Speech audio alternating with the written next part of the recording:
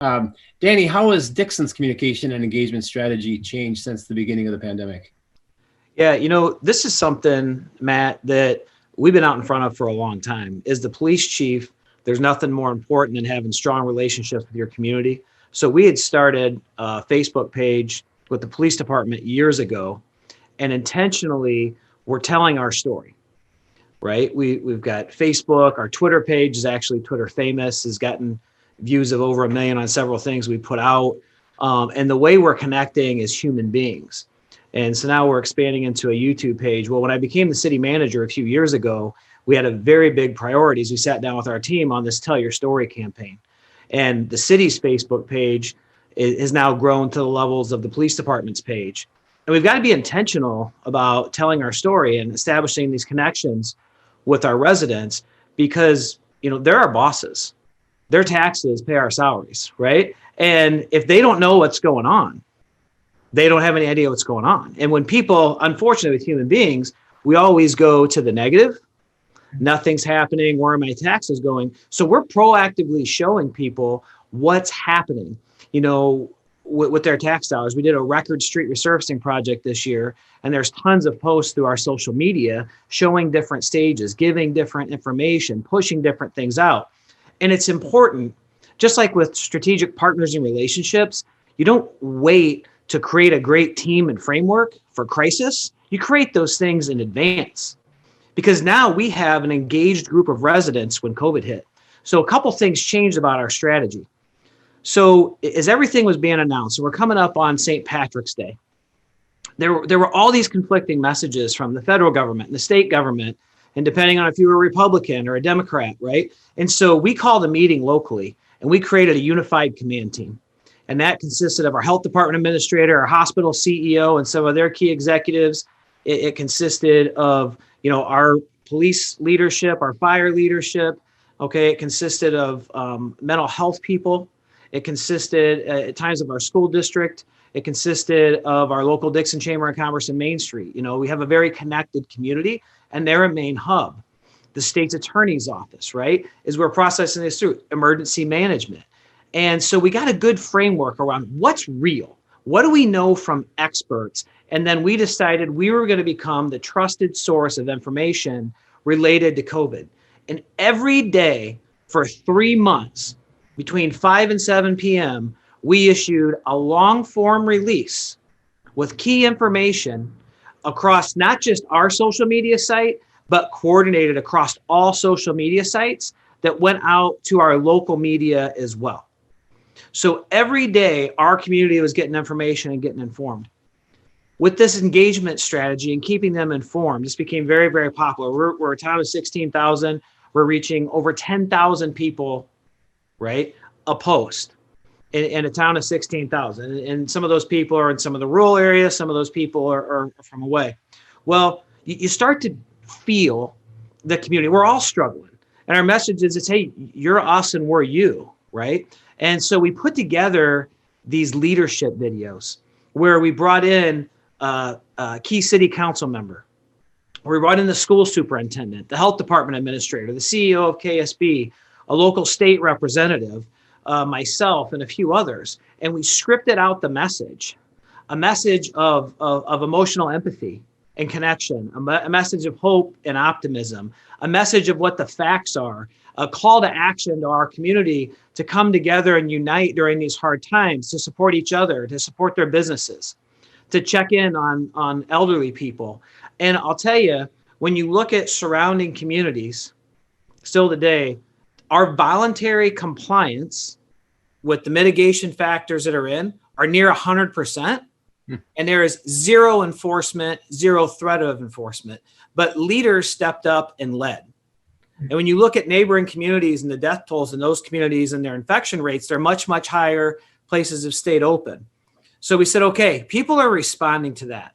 So we've got our community outreach and engagement. Now we need to be specific and targeted about our businesses, especially our small businesses, non-chain businesses.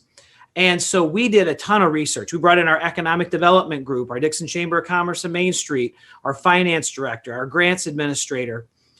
We sat around key business stakeholders and said, what is out there? And our state rolled out this really aggressive program that every grant, every business had to be a separate application, and every application was like 100 pages. And so we put together this team. So within 3 days of this grant rolling out, we had 70 plus business owners on a Zoom call virtually, explaining what they needed, explaining what we were going to do. We went through that process. We filed these grants, worked on them, pushed them through. I mean, these are like what it took to do these grants for like major infrastructure project grants. There was no difference between that and the $1 Million Opportunity Zone grant we just won. When some things started falling short on our state side and they didn't deliver on some of the promises, we said, what else can we do? We tightened our budget. We froze capital purchases. We said, we're trying to grow and expand and add new businesses and make our downtown as the hub more solid than ever. We can't lose a single business. And so we took money that we were going to buy squad cars with and that we were going to do other things with in our freeze. And we invested that back in businesses. And we ran an initial program to where we gave our small businesses that qualified 2 months of rent, paid all their utilities, right?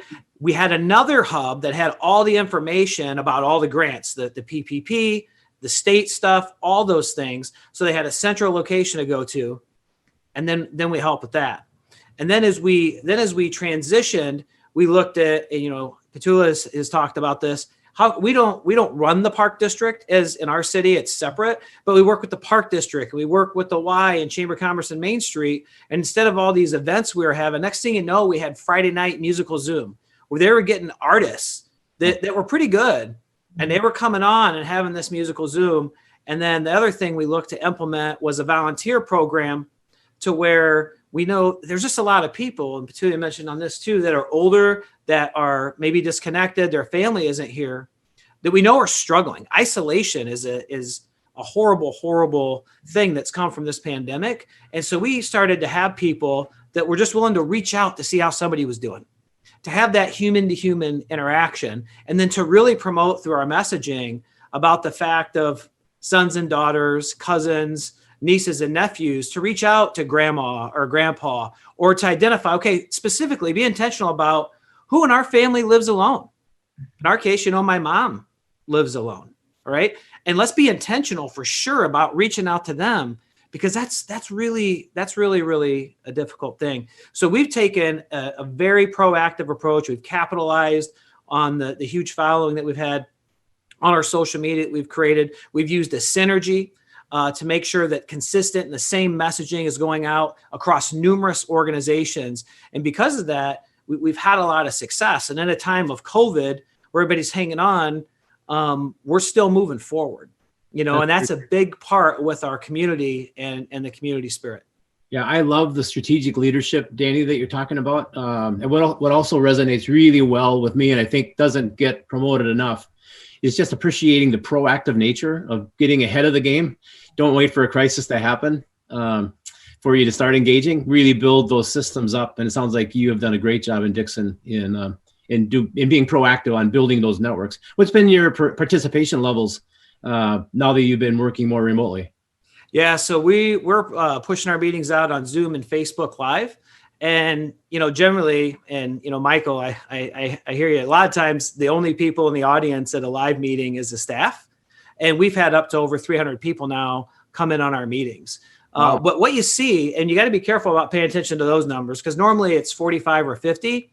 But because our social media feed, people go to it all the time, right? People can watch that back. It's there forever. Yeah. And so your views and people reached ends up in the thousands. Yep. And so people can go back, and we get comments from people that say, I wasn't able to go on, but I went back. And then we put a thing in the feed at the beginning that if you want to make public comment or ask a question for the meeting, do it within this feed. And so people got to reply to that to come on public record, because otherwise people are just kind of chatting, and we don't want to decipher what's intended to be a public comment and what isn't intended to be a public comment. And we've had pretty good engagement. We've had pretty good engagement from that. So being proactive, and I want to challenge people out there watching this, because this is for government, to really look beyond the idea of we're here for just very basic purposes, because we've got to fulfill those, right? But we've got this motto we talk about in vision: the best way to predict the future is to create it. And we don't do that alone. We're driving a ton of community engagement. We got this Dixon Strong leadership team we'd had put together before that is incredibly diverse and representative of not only gender, but race within our community and age, that have different feeds out there. And then we can draw that in. And then we've run several community engagement surveys through our social network platforms that have had high responses, over 2,000 responses per engagement.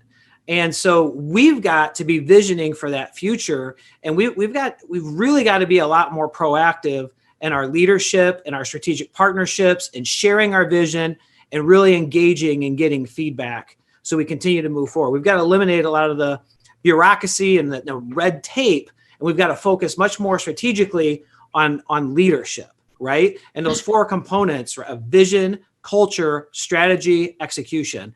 And unfortunately, I think we get a lot more locked in maybe to strategy and execution and forget about vision and culture. And that's a big problem that I see.